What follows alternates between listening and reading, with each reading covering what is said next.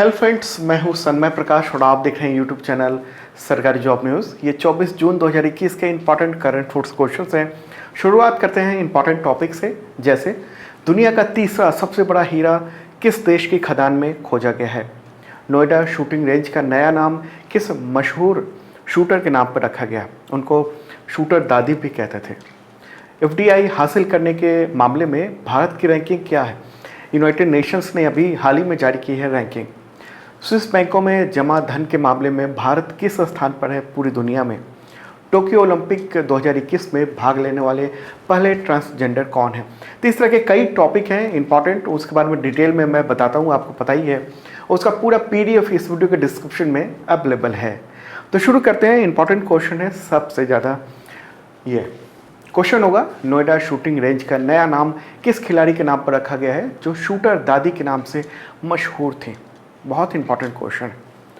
उत्तर प्रदेश सरकार के मुख्यमंत्री योगी आदित्यनाथ ने यह ऐलान किया है। इसका आंसर होगा चंद्रो तोमर। ओके, चंद्रो तोमर, ये नया नाम रखा जाएगा, Chandro Tomar shooting range. Okay, Noida में स्थित है ये। 22 जून को मुख्यमंत्री योगी आदित्यनाथ ने यह ऐलान किया है। शूटर दादी यही हैं, चंदो तोमर। उत्तर प्रदेश के बागपत की रहने वाली हैं। वहाँ के गांव हैं बनौली, वो वहाँ के जौहरी गांव हैं। ओके, तो वहीं की रहने वाली है। और ख़ास बात ये है, बहुत ख़ास बात, कि इन्होंने यानी चंद्रो तोमर ने निशानेबाजी को तब अपनाया जब उनकी उम्र 60 से अधिक हो चुकी थी। मतलब 60 ईयर के बाद उन्होंने, पहले तो ख्वाब तो था, मन में था कि हम शूटिंग करेंगे, लेकिन 60 के बाद उन्होंने इसको पेशेवर ढंग से इसको अपनाया। ओके, और बहुत सारी दिक्कतें हुई घर में, परिवार में, गांव में, कि कैसे जा सकती हैं वो बाहर। ओके, लेकिन उन्होंने कई सारे राष्ट्रीय प्रतियोगिताएं जो हैं उन्होंने जीती, बहुत सारे मेडल जीते उन्होंने। ओके, और वर्ल्ड की सबसे उम्र दराज निशानेबाज के तौर पर उनको माना जाता है, ये जाना जाता है। ओके, और चंद्र तोमर जो है और उनकी भाभी थी, हैं अभी, वो तो जिंदा हैं, भाभी है प्रकाशी तोमर इनकी। ये है चंद्र तोमर और ये है प्रकाशी तोमर। तीन दोनों ने मिलकर गांव से निकलकर दुनिया में चैंपियनशिप में, जो शूटिंग चैंपियनशिप है, उसमें नाम कमाया था। ओके, चंद्र तोमर का निधन हो गया था अभी हाल ही में, 89 ईयर की उम्र में। 30 अप्रैल को हुआ था। मेरठ के एक हॉस्पिटल में कोविड-19 की वजह से बीमार थी वो। और उनके संघर्षों पर एक फिल्म भी बनी थी, वो इम्पॉर्टेंट है। कई बार क्वेश्चन फिल्मों से रिलेटेड भी आ जाता है। तो इस फिल्म की नाम क्या थी? फिल्म का नाम क्या था जिसमें चंद्रो तोमर की कहानी थी और उनकी भाभी की कहानी थी? तो फिल्म का नाम था सांड की आँख। ये है उसका poster. Okay, actress Taapsee Pannu ने शूटर दादी चंद्रो देवी का यानी चंद्रो तोमर का की भूमिका निभाई थी, और भूमि पेडनेकर ने प्रकाशी तोमर की भूमिका निभाई थी, उनका किरदार निभाया था। ओके, तो इम्पॉर्टेंट बात है, शॉर्ट में मैंने आपको बताया। ठीक है, इसका पीडीएफ भी इस वीडियो के डिस्क्रिप्शन में। ओके, और हाँ, आपको बता दूं कि जनवरी से जून तक का जो करंट अफेयर्स है वो भी अवेलेबल है डिटेल नोट्स के साथ इस वीडियो के डिस्क्रिप्शन में। देखना मत भूलना, तमाम एग्जामिनेशन में काम आएंगे। अभी फटाफट कई सारे एग्जामिनेशन होने वाले हैं, तो उसकी तैयारी के लिए इंपॉर्टेंट है। ओके, और 2020 का भी, पिछले साल का भी करंट अफेयर्स बुक अवेलेबल है इस वीडियो के डिस्क्रिप्शन में। बेस्ट सेलर है अमेजन पे। अगला क्वेश्चन लेते हैं, इंपॉर्टेंट है। दुनिया का तीसरा सबसे बड़ा हीरा किस देश में खोजा गया है? अभी हाल ही में खोजा गया है। आंसर होगा बोत्सवाना। ओके, बोत्सवाना में दुनिया का तीसरा, ये कहा जा रहा है कि हो सकता है ये तीसरा ही है। इतना बड़ा हीरे को दिखा दूं मैं, ये है हीरा, हाथ में ये पकड़ा हुआ है एक व्यक्ति ने। तो इतना बड़ा हीरा है, और ये तीसरा सबसे बड़ा हीरा होने का दावा किया जा रहा है। ओके, बोत्सवाना में ये मिला है। तो बोत्सवाना कहाँ पर है, एक बार आपको मैप में भी ले चलते हैं। ओके, और ये रहा वर्ल्ड मैप। ठीक है, और सामने है प्यारा भारत, यहाँ से यहाँ तक। ओके, तो जब हम अफ्रीकी देश, जैसा मैंने बताया बोत्सवाना जो है अफ्रीकी देश है, तो अफ्रीका कॉन्टिनेंट में चलते हैं, और ये रहा अफ्रीका कॉन्टिनेंट। ओके, यहाँ से यहाँ तक। तो साउथ अफ्रीका के पास में सबसे नीचे यहाँ साउथ अफ्रीका है, अफ्रीकी जो महादेश है उसमें सबसे नीचे वाला जो हिस्सा होता है वो आप ध्यान रखना, वो है साउथ अफ्रीका। तो उसी के ठीक ऊपर में ये रहा बोत्सवाना, यहाँ पर, ठीक है। तो बोत्सवाना है और वहीं पर ये जो है मिला है हीरा, यहीं पर खदान है उसमें मिला है। खदान के बारे में भी आपको बताएंगे, वहाँ भी ले चल देंगे। तो बोत्सवाना की राजधानी क्या है? गैबोरोन। ओके, मुद्रा क्या है? बोत्सवाना पूला, ठीक है। तो आगे मैं उस खदान के बारे में बताऊंगा, उसका मैप भी दिखाऊंगा कि कहाँ पर है, क्या है, कैसा है। ओके, तो दुनिया का सबसे बड़ा तीसरा ये हीरा बताया जा रहा है और इंडियन एक्सप्रेस, द हिंदू और दुनिया भर के जो अखबार हैं उसमें ये बताया गया कि ये हीरा जो है 1098 कैरेट का है। ओके, 1098 कैरेट का है। लंबाई कितनी है? 73 मिलीमीटर है और चौड़ाई 52 मिलीमीटर है। ओके, और ये कहा जा रहा है कि दुनिया का तीसरा सबसे बड़ा हीरा है। ओके, बोत्सवाना के प्रेसिडेंट कौन है? मोकवेत्सी मेसिसी। तो उनको भी दिखाया गया, उन्होंने भी देखा है। ओके, और दुनिया भर को उन्होंने प्रेस कॉन्फ्रेंस में बताया भी कि ये हीरा है। ओके, तो यहाँ पर एक सवाल उठता है कि अब तक का सबसे बड़ा हीरा कौन सा है? एक क्यूरियोसिटी होती है। तो अब तक का सबसे बड़ा जो हीरा है वो दक्षिण अफ्रीका में मिला था 1905 में। ओके, 1905 में मिला था, जिसका वजन जो है 3106 कैरेट था। ओके, नाम क्या था? क्यूलिनिन डायमंड। ओके, क्यूलिनिन डायमंड जो आप देख रहे हैं। ओके, और ये अभी ब्रिटेन के राजघराने का शाही जो संग्रह है वहाँ पर मौजूद है। और इसके बाद जो दूसरा बड़ा हीरा है वो 2015 में ढूंढा गया था, 1109 कैरेट का था। अफ्रीका में ही मिला था, अफ्रीकी महादेश में ही, बोत्सवाना में ही। ओके, बोत्सवाना में हीरे की खदानें हैं बहुत सारी और वहीं पर इस बार भी मिला है। तीसरा जो बड़ा कहा जा रहा है और दूसरा बड़ा वो 2015 में मिला था। ओके, उसका नाम क्या है? तो लेडेसी ला रोना डायमंड। ओके, तो और अब जो हीरा मिला है वो है 1098 कैरेट का। ओके, तीसरा सबसे बड़ा जो हीरा है वो माना जा रहा है। तो सवाल उठता है कि ये किस खदान में मिला है ये इतना बड़ा हीरा? तो वानिंग खदान है बोत्सवाना में और काफ़ी बड़ा खदान है। ये आप मैप देख रहे हैं, 3D ये दिखाई दे रहा है आपको। तो वहीं पर मिला है। जो ये जो खदान है वो बोत्सवाना की राजधानी है गैबोरोन। तो वहाँ से 75 मील की दूरी पर है और ये सरकार, वहाँ की सरकार और एक हीरा कंपनी है वो मिलकर इस खदान से खुदाई करती है और हीरा निकालती है। ओके, और बताऊँ कि बोत्सवाना जो है उसका जो 90% एक्सपोर्ट होता है वो हीरे का होता है। ये खदान है इस तरीके से। ओके, और कैरेट कैसे मापा जाता है हीरे का? गोल्ड का कैरेट अलग मापने का तरीका होता है और हीरे का अलग है और डायमंड का। तो इसके लिए वेट के अनुसार होता है। तो एक अंदाजे के बता दूं कि 5 कैरेट का 1 ग्राम हीरा बनता है, ठीक है। और जितना वजन होगा, जितना बड़ा होगा, उतना ही ज़्यादा कैरेट का वो होता है, ठीक है। और दुनिया में हीरे तराशने का जो सबसे ज़्यादा काम होता है 90% के आसपास, वो भारत में होता है। हीरा जो तराशा जाता है, हीरा तो आपने देखा ये है और ये पत्थर के समान दिख रहा होगा आपको, लेकिन इसको तराशने के बाद उससे लाइट जो है वो और चमकदार निकलती है, खूबसूरत दिखता है वो। ओके, चलिए, इंपॉर्टेंट बात थी और थोड़ा डिटेल में बताया मैंने। आगे बढ़ते हैं, अगला क्वेश्चन लेते हैं। यूनाइटेड नेशंस के अनुसार वर्ष 2020 में भारत सबसे ज़्यादा प्रत्यक्ष विदेशी निवेश हासिल करने वाला जो देश है उसकी रैंकिंग में क्या स्थान है भारत का? कौन सा देश बन गया है? FDI पाने वाला। ओके, FDI करने वाला नहीं, FDI पाने वाला। तो इसका आंसर होगा 5वां, ठीक है, 5वां देश बन गया है। और यूनाइटेड नेशंस का एक संगठन है, उसका अंग है conference on trade and development. तो उसी के द्वारा ये रिपोर्ट जारी की गई अभी हाल ही में। तो वर्ल्ड इन्वेस्टमेंट रिपोर्ट है ये। तो उसी में ये इन्फॉर्मेशन दी गई है कि भारत 5वां देश बन गया है ऐसा जिसने FDI को प्राप्त किया। 2020 में कितना प्राप्त किया FDI? तो मैं आपको बताऊं कि FDI पाने में जो भारत है वो $64 बिलियन ये FDI प्राप्त किया है 2020 में। ओके, और अगर पिछले साल की, उससे पहले के साल की बात करें 2019 की, तो ये 51 इतना $बिलियन इतना प्राप्त किया था। ओके, यानी 51 अरब डॉलर, ठीक है।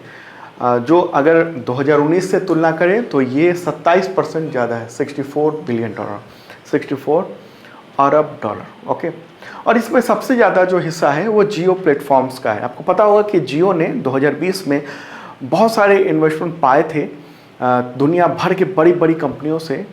ओके, तो उसकी वजह से ये जो संख्या है वो काफ़ी ज़्यादा बढ़ी है।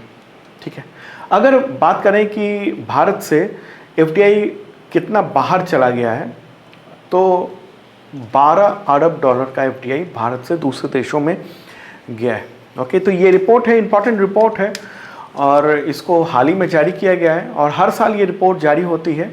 ठीक है, और ये भी बताया गया है कि कोविड-19 की वजह से दुनिया भर के जो डिजिटल इंफ्रास्ट्रक्चर है और सर्विसेज है उसकी मांग बढ़ी है, डिजिटल इंफ्रास्ट्रक्चर और सर्विसेज की। तो इसलिए जो एफडीआई ज़्यादातर हो रहे हैं वो सर्विस सेक्टर में हो रहे हैं।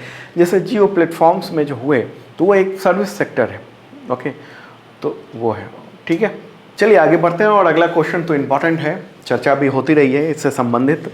क्वेश्चन होगा, स्विस बैंकों में जमा धन के मामले में भारत कौन से स्थान पर है? मतलब भारतीयों ने जो स्विस बैंकों में रकम जमा की है उस मामले में भारत किस स्थान पर है वर्ष 2020 में? रिपोर्ट आई है 2021 में। ओके, तो इसका आंसर होगा 51। ओके, 51 पोजीशन है और भारतीयों ने 20,700 करोड़ रुपए वहाँ जमा किए, भारतीयों ने या भारतीय कंपनियों ने, अलग अलग कहें तो उसमें होगा। और इससे पहले 2019 की अगर बात करेंगे तो उस समय, अभी तो ये रिपोर्ट 2020 की है जो कि 2021 में जारी हुई है। अगर 2019 की बात करेंगे इससे पहले वाली रिपोर्ट में तो भारत का पोजीशन 77 था। ये पिछले साल की रिपोर्ट में द हिंदू की दिखा रहा हूँ, 77th प्लेस था इंडिया का। ठीक है, और उस समय रकम थी 6,625 करोड़ ओके रुपए। लेकिन 2020 की बात करेंगे तो हम ऊपर चढ़कर 51 पोजीशन पे चले आए हैं और रकम हो गई है 20,700 करोड़ रुपए। कोरोना के दौर में स्विट्जरलैंड के बैंकों में भारतीयों की दौलत बढ़ती रही है, देखने को मिला है। ओके, ठीक है, तो स्थिति अगर बात करेंगे तो पिछले 13 साल में सबसे ज़्यादा रकम जमा हुई है स्विट्जरलैंड के बैंकों में, स्विस बैंकों में। और स्विस बैंकों में अक्सर हम लोग नेगेटिव दृष्टि से देखते हैं और चर्चा भी होती रही है ब्लैक मनी को लेकर कि वहाँ जमा होते रहे हैं। लेकिन ये जो आंकड़ा जारी हुआ है स्विस बैंक की तरफ से, किसने जारी किया? स्विस नेशनल बैंक ने जारी किया। तो उसने ये कहा है कि हालांकि ये नहीं है कि स्विट्जरलैंड में जो जमा हुआ है पैसा ये सब काला धन है, ब्लैक मनी है, ऐसा उसका कहना है कि ऐसा जो है कह नहीं सकते। ओके, और ये खबर चर्चा में इसलिए भी रही क्योंकि 2014 में ब्लैक मनी और स्विस बैंकों के मुद्दे पर लोकसभा चुनाव में 2014 का जो चुनाव होता है उसमें काफ़ी चर्चा हुई थी, काफ़ी बहस हुई थी कि विदेशों से पैसे आएंगे वगैरह वगैरह। तो अब लेकिन देखने को मिल रहा है कि पिछले 13 साल में सबसे ज़्यादा रकम भारतीयों की स्विस बैंकों में जमा हुई है। भारत सरकार का क्या कहना है इस पूरे मुद्दे पर, क्योंकि काफ़ी डिबेट हुआ है इस मामले में। तो वित्त मंत्रालय का ये कहना है कि कई वजहों से दूसरे देशों के बैंकों में रकम जमा होती है और ये आंकड़े ज़्यादा दिख रहे हैं, तो ये कोई ज़रूरी नहीं है कि ये अघोषित आय हो या ब्लैक मनी वहाँ पर जमा हुआ है और ब्लैक मनी की वजह से उन बैंकों में, स्विस बैंकों में रकम बढ़ी है। तो ये कहना सही नहीं होगा और संभावना नहीं है। लेकिन फाइनेंस मिनिस्ट्री का कहना है कि हम इस मामले में स्विस बैंक से रिपोर्ट मांग रहे हैं और इस मामले को देखेंगे। ओके, अच्छा, भारत और स्विट्जरलैंड के बीच में संधि भी है, कॉन्ट्रैक्ट भी है कि दोनों देश जो हैं वो सूचनाओं का आदान प्रदान करते हैं, फाइनेंशियल सूचनाओं का। वित्तीय संस्थान में जो खाते हैं उसके बारे में जानकारी भारत ले सकता है। तो भारत ने ये इन्फॉर्मेशन मांगी है। ओके, अगर बात करेंगे कि टॉप 5 देश ऐसे कौन से हैं जिनके लोगों की या कंपनियों के पैसे स्विट्जरलैंड में या स्विट्जरलैंड के बैंकों में वो जमा है, तो टॉप पोजीशन पे आता है ब्रिटेन, उसके बाद है यूएसए, फिर वेस्ट इंडीज़ है, फ्रांस है, उसके बाद है हांगकांग। ओके, तो इम्पॉर्टेंट बात है, काफ़ी चर्चा में रहा है पूरा मामला। अब भारत इस बार 51st स्थान पर है। ब्रिक्स देशों की बात करेंगे तो भारत, चीन, रूस जो है वो नीचे है, लेकिन दक्षिण अफ्रीका और ब्राज़ील से भारत जो है वो आगे है। ओके, ब्रिक्स देशों में बात करेंगे तो भारत जो है वो चीन और रूस से नीचे है, लेकिन दक्षिण अफ्रीका और ब्राज़ील से आगे है। ये इम्पॉर्टेंट बात है। आगे बढ़ते हैं, अगला क्वेश्चन लेते हैं। केंद्र सरकार ने दिव्यांग जनों के लिए देश में कितने खेल केंद्र खोलने की घोषणा की है? खेल केंद्र, ओके, स्पोर्ट्स से रिलेटेड केंद्र। आंसर होगा 5 केंद्र खोलने की बात हुई है। केंद्रीय सामाजिक न्याय और अधिकारिता मंत्री हैं थावरचंद गहलोत, तो उन्होंने ही अभी हाल ही में एक प्रोग्राम में यह ऐलान किया है। और ये कहना है कि पैरालंपिक जो गेम्स हुए हैं, ओलंपिक के पैरालंपिक गेम, तो उसमें अच्छे प्रदर्शन किए भारतीयों ने, भारतीय जो दिव्यांग खिलाड़ी हैं उन लोगों ने, तो इसलिए इसका विस्तार देने के लिए दिव्यांग खेल केंद्र खोलने की घोषणा की गई है और ये तय किया गया है। तो पहला केंद्र जो है इन 5 में से वो अहमदाबाद में खोला जा रहा है। अगला क्वेश्चन है, टोक्यो ओलंपिक 2021 खेलों में भाग लेने वाले पहले ट्रांसजेंडर एथलीट का नाम बताएं। फर्स्ट ट्रांसजेंडर एथलीट, आंसर होगा इसका लॉरेल हबर्ड, ओके, न्यूजीलैंड के हैं वो, लॉरेल हबर्ड। तो उन्होंने जो है भाग लिया है और वो पहले ट्रांसजेंडर एथलीट हैं, पहले हैं या पहली हैं, जो भी आप कह दो, ट्रांसजेंडर हैं वो, ओके। तो ये अभी घोषणा न्यूजीलैंड ने ही की है और बीबीसी ने उस पर न्यूज़ भी जारी किया है। अगला क्वेश्चन लेते हैं और ये क्वेश्चन है, विश्व हाइड्रोग्राफी दिवस कब मनाया जाता है? हाइड्रोग्राफी, आंसर होगा 21 जून। 21 जून को मनाया जाता है समुद्री पर्यावरण की रक्षा के लिए और समुद्र के नीचे की स्थिति को जानने के लिए ये हाइड्रोग्राफी की जाती है। हाइड्रोग्राफी कैसे होती है, कई बार मैं बता चुका हूँ आपको कि हाइड्रोग्राफी जो है, जहाज जो होता है उसमें सोनार होता है और कुछ ऐसे इक्विपमेंट होते हैं जिससे समुद्र के तल की स्थिति के बारे में पता चलता है, कहाँ पर ऊंचा है, कहाँ पर नीचा है, कहाँ किस तरह के चीज़ें हैं, तो उन सब के बारे में पता चलता है। तो ये हाइड्रोग्राफी होती है, ओके। और 2021 की थीम क्या है? 100 years of international cooperation in hydrography. अगला क्वेश्चन, भारतीय महिला क्रिकेट टीम की किस खिलाड़ी ने अपने डेब्यू टेस्ट मैच की दोनों पारियों में अर्धशतक लगाया? जो ऐसा करने वाली भारत की पहली महिला बल्लेबाज बन गई हैं। जहाँ भी पहला क्वेश्चन आ जाता है ना, पहला, वो एग्जामिनेशन के लिए इंपॉर्टेंट होता है। तो इसका आंसर होगा शेफाली वर्मा। काफ़ी चर्चा हो रही है दुनिया भर के अखबारों में इसकी, the guardian, New York times, India में द हिंदू ने, सब ने पब्लिश किया है और उसके बारे में, उनके करियर के आगे भविष्य के बारे में अच्छी अच्छी चर्चाएं की हैं, ओके। मात्र 17 साल की हैं शेफाली वर्मा और भारतीय महिला क्रिकेट टीम की ओपनर बल्लेबाज अभी हैं, ओके। तो उन्होंने अभी हाल ही में इंग्लैंड के खिलाफ जो टेस्ट मैच चल रहा है तो उसमें अपनी दोनों पारियों में अर्धशतक लगाया है, ओके। डेब्यू टेस्ट मतलब कि शुरुआत, पदार्पण टेस्ट इंटरनेशनल मामले में, ओके। तो ऐसा करने वाली वो भारत की पहली और दुनिया की चौथी महिला बल्लेबाज बन गई। पहली पारी में उन्होंने 96 रन बनाए थे, जबकि सेकंड पारी में उन्होंने 63 रन बनाए थे, ओके। और बताऊं कि शेफाली ने इस मामले में सचिन तेंदुलकर के एक रिकॉर्ड की बराबरी भी की है। भारत में अब तक 2 क्रिकेटर ही हैं, यानी सचिन तेंदुलकर और अब शेफाली वर्मा, जिन्होंने 18 साल की से कम उम्र में, 18 से कम उम्र में पहले टेस्ट की दोनों पारियों में 50+ रन का स्कोर किया है, ठीक है। चलिए आगे बढ़ते हैं, अगला क्वेश्चन भी लेते हैं। बीसीसीआई ने ओलंपिक गेम्स के लिए भारतीय खिलाड़ियों की तैयारी के लिए कितने करोड़ रुपए रकम देने का ऐलान किया?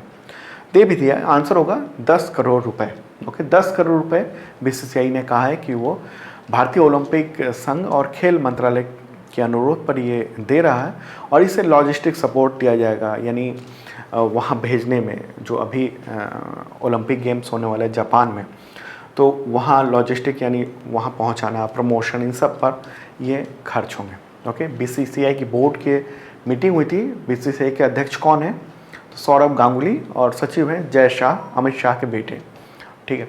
तो ये मीटिंग हुई है, उसी में ये तय किया गया कि ये राशि दी जाए खिलाड़ियों की तैयारी के लिए। अगला क्वेश्चन लेते हैं।